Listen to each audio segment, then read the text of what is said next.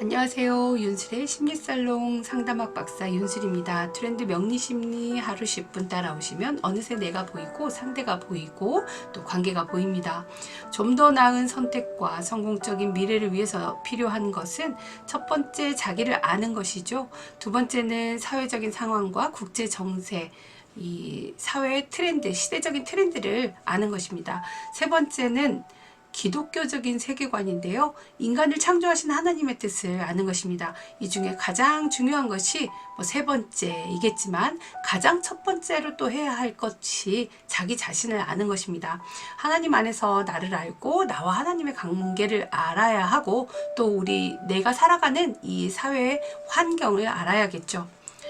자, 이때 나를 알기 위한 도구 중에 가장 탁월한 것이 바로 명리심리학만한 게 없습니다. 명리심리학을 기반으로 해서 타고난 것을 분석하는 것은요, 점치는 것과는 전혀 다릅니다. 이 때때로 많은 사람들이 점술이라고 생각을 하는데요. 명리심리학은 예언도 아니고요, 점도 아니고 사상도 아닙니다. 우주의 원리이자 그리고 그 사람들이 과거에 동양에 사는 사람들이요, 살아가는 지혜를 터득하고자 했던 동양의 인문사회 과학이다라고 아시면 좋겠습니다.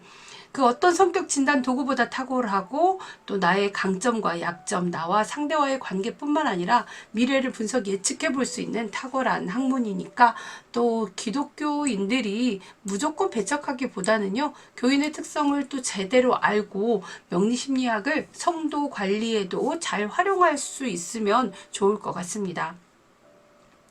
명리심리학을 통해서 무의식 중에 하는 부정적인 행동의 패턴을 자각하고 또 개선하려는 노력과 함께 마음의 중심이 하나님께로 향하도록 일치시키는 영성 훈련, 그리고 신앙생활을 통해서 하나님의 은혜와 또 축복이 함께 하기를 주님의 이름으로 기도합니다.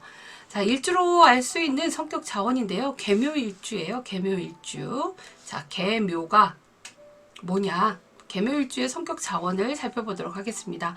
사주 만세력의 연월일지를 넣어보면 60갑자라고 하는 간지가 이렇게 청간과 지지의 한 쌍으로 되어 있는 이 간지가 간지라고 해요. 청간과 지지해서 이걸 기둥이라고 하는데, 또 이러한 간지가 60개가 나열이 됩니다. 60갑자라고 하는데요. 그 중에 사주라고 하는 것은 4개만 연월일시라고 하는 이 자리에 내 생년월일 시의 자리에 천간지지로 된 간지가 그 사람의 사주 팔자라고 하는데, 그 사람이 타고난 정보를 연월일시를 통해서 우리가 알아볼 수가 있습니다.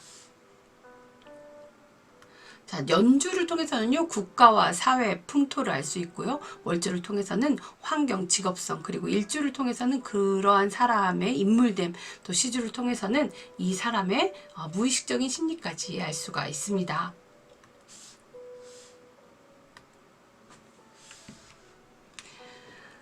자, 연호를 통해서는 그 사람의 사회성을 살펴볼 수가 있겠고요. 일시를 통해서는 그 사람의 개인성을 살펴볼 수 있겠습니다.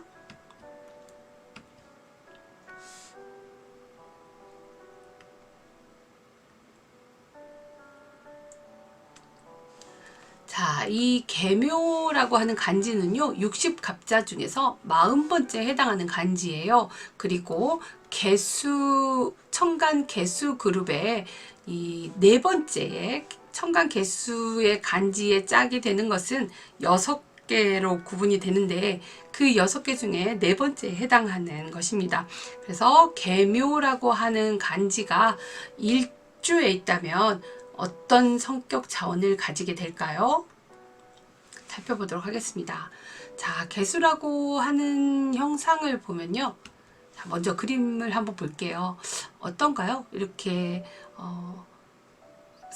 올라오는 새싹에, 혹은 이제 봄이 어느 정도 무르익어 갈 때 봄에 생명의 자양분이 되어주는 이제 봄비를 말합니다. 그래서 이 계묘라고 하는 형상은요, 또 봄비를 상징하게 돼요. 봄비. 자, 왜냐면 개수라고 하는 것을 우리는 비 또는 안개, 또 뭐 지하에 있을 때는 뭐 지하수, 그러니까 물을 얘기하는데요. 수를 얘기하니까요.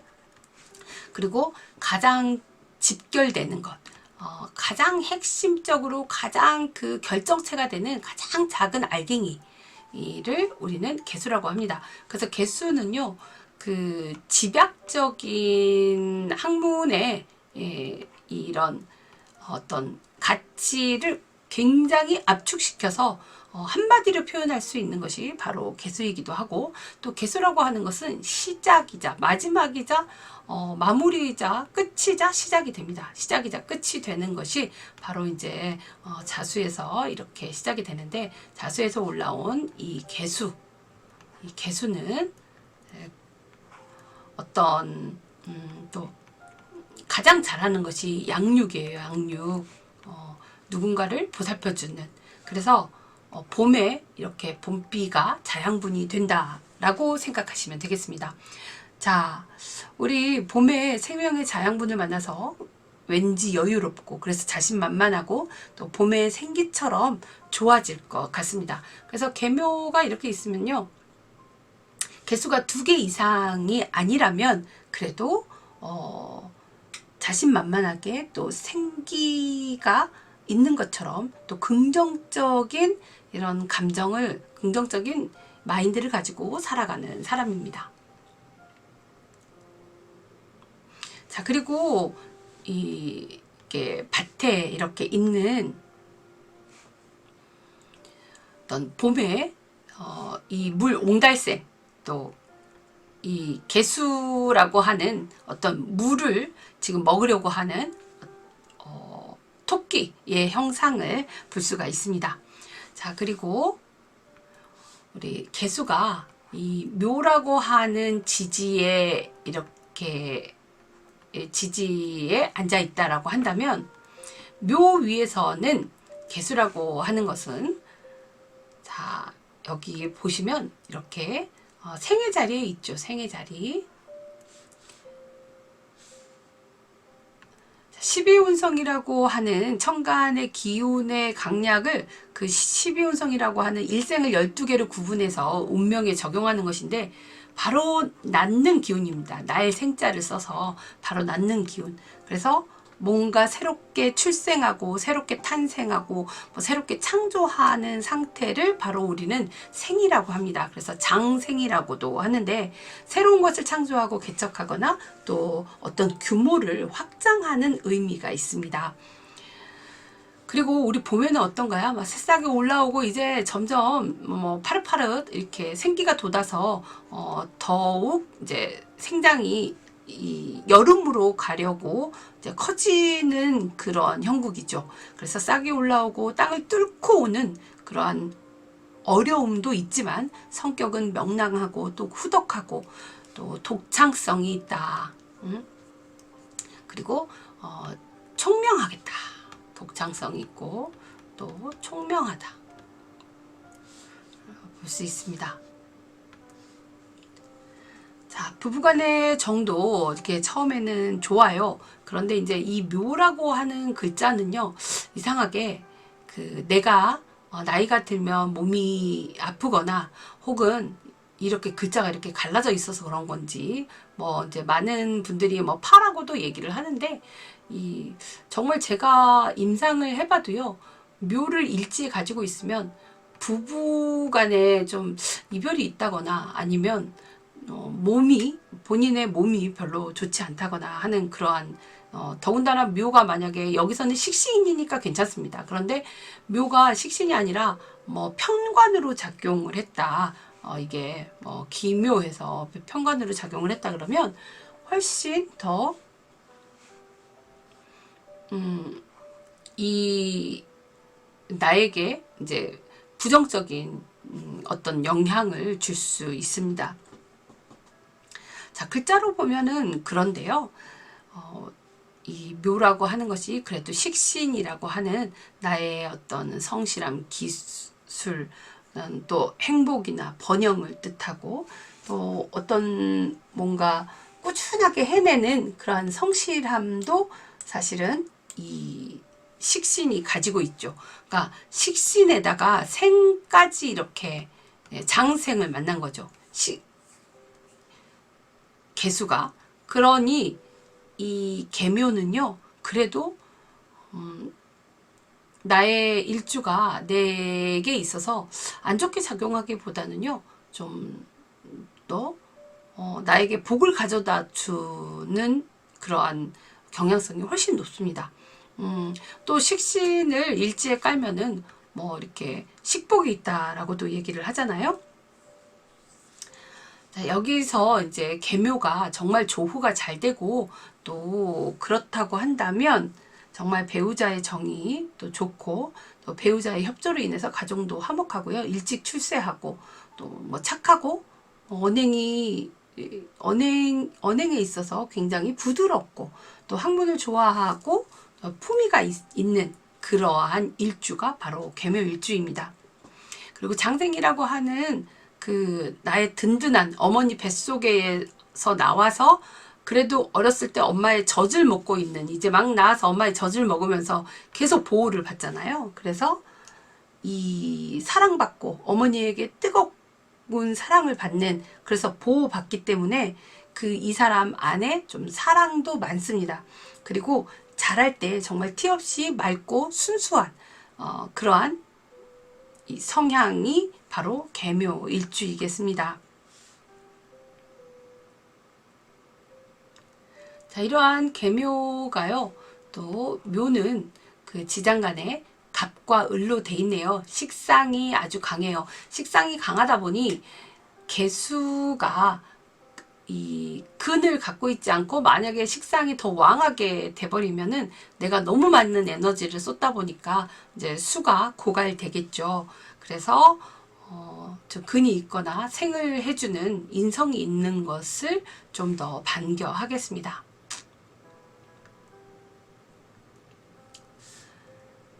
자, 이렇게 우리 계묘라고 하는 계묘 일주를 좀 더 구체적으로 살펴본다면 희망에 차고 자신만만하고 좀 더 당당하다, 이렇게 정리할 수 있겠습니다. 그리고 무엇이든 나는 잘할 수 있어 라고 하는 어떤 근자감을 가지고 있어요. 그리고 그렇게 생각하는 긍정적인 마인드가 있다고 말씀드렸습니다. 식신이기 때문에 또 식복이 있고, 이 계묘라고 하는 간지는요, 어떤 이게 음식 솜씨 같은 것이 참 좋습니다. 그래서 솜씨가 있다라고 보여지는 이런 일주 중에 하나입니다. 또 대인관계가 어느 정도 원만하고 또 늘 후원을 받으면서 살아갈 수 있는 그런 복이 있겠습니다. 지략이 뛰어나고 어려운 일이 있다 하더라도 또 시간이 지나면 잘 해결되는 것이 바로 계묘 일주입니다. 금이 있으면 그 개수가 탁하지 않고 또 이렇게 맑은 물이 되어서 개수가 만약에 탁하게 되거나 또 너무 후텁지근하거나 또 너무 습하게 되면은 이 개수라고 하는 것은 이제 우울이 심하게 되거든요. 우울이 심하고 또 개수라고 하는 건 어떤 접착제와 같은 그런 역할, 이 습이 강하면 안 좋은 것이 붙어버린다고 생각하시면 됩니다. 인간의 이 사주에 습이 강하다고 하면 좋은 일보다 좀 좋지 않은 일이 생기기 때문에요. 좀 더 청하게 만들어줘야 되고 맑게 만들어줘야 되니까 금이 있어서 늘 물이 흐르도록 해야 되고 또 수를 조절할 수 있도록 토도 있어야 됩니다. 토도. 그리고 우울하지 않도록 수가 막 중중 겹치지 않아야 합니다. 자, 그리고 이렇게 우리가 이 계묘는 또 학문보다 때때로 식신생재로 돼버리면요, 실리적인 면을 더 강조하는 경향성이 있어요. 그리고 또 식신으로 아주 분주하면서도 근면하고 성실하더라는 것. 이 계묘에게는 정말 개수가 하나 더 온다거나 너무 습하게 되는 것을 좋아하지 않습니다. 자, 이 계묘일주가 봄에 태어났다면 또 어떤 특성을 가질까요? 봄에 태어났다면 뭐 여기가 인월이거나 또 묘월이 되니까 어때요? 식상이 더 왕하게 되죠. 그래, 이렇게 식상이 왕한 음일간이 만약에 식상이 이렇게 왕하게 된다면요, 꼭 인성으로 보호받는 것을 좋아합니다. 그리고 또 여성에게 있어서 식상이 너무 왕해버리면 이게 산고가 심하기도 하고, 아이들 낳기 전후에 또 어렵고 임신의 어려움이 있어 보입니다.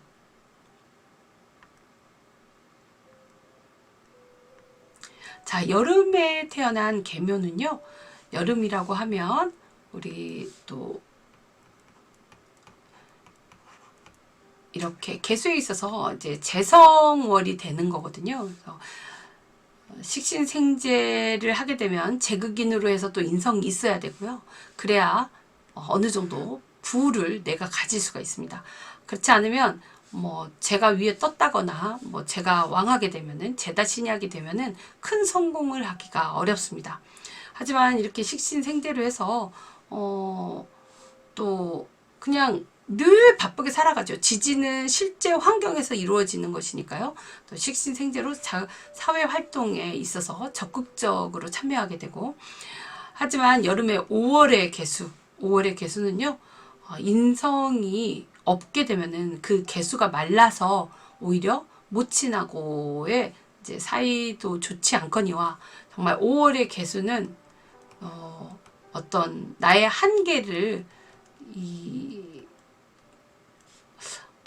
나의 한계보다도, 그러니까 5월의 신금은 나의 한계에 도전하는 것인데 계속 뭔가 다시 오뚜기처럼 일어나는 것인데, 또 5월의 개수라고 하는 것은 이 어떤 산업 사회에서 이제는 좀 더 중심으로 가야 되고, 그리고 어떤 이윤을 남기는 이제 시대로 가야 하는데, 이제 개수라고 하는 이제 뭐 인간, 인문, 어떤 그러한 철학 막 이런 것들을 요구하게 되잖아요. 이 개수가 일간이다 보니까 더더욱 그런 생각을 하게 되죠. 또 5월의 개수는 정말 금을 갖지 않으면 탁하게 돼버리니까요. 어쩌면 이 개수가 정말 5월에는 그 앞이 보이지 않는 안개 속에 사는 듯한 그러한 이 환경이 될 수도 있습니다. 그래서 수가 중첩이 되거나 또 5월에 개수가 금이 없거나 하면 그닥 이 5월의 개수가 좀 힘들겠다. 하지만 이 가을에는요, 개수가 마르지 않죠. 하지만 마르지 않는다고 하더라도 너무 또 청하게 돼버리면 그 사람이 늘 베푸는 사람이 돼요. 마음은 온화하고 또 인정이 많겠죠. 자, 그리고 겨울에 해자축에 태어난 이 계묘일주라고 한다면 이 어떤 사주나 마찬가지입니다. 한습하거나 음습한 건 별로 좋지 않아요. 개수가 안 그래도 음인데 또 겨울도 해자가 음이 되잖아요. 그리고 한습한 데다가 음습하게 된다 그러면 몸도 마음도 건강하지 못하게 됩니다. 그래서 겨울에 어쩌면 가장 더 건강하지 못하게 되니 이때는 꼭 토로 이 수를 조절해야 되고 금생수도 할 수 있어야 됩니다. 그래도 거기에다가 너 화까지 있어야 정말 이 개수가 겨울을 잘 벗어날 수 있습니다. 환경과 생활 습관을 바꾸어서 균형된 삶을 살도록 늘 노력해야 되는 것이 겨울의 이 계묘 일주들입니다. 자, 이렇게 계묘 일주는요, 계묘 일주가 갖는 직업성으로 이 일주에 잘 맞는 직업으로는요, 식음료, 식품공학, 요식업, 또 바이오, 교육, 기획, 그리고 또 여행 등의 이 직업성이 잘 어울리겠습니다.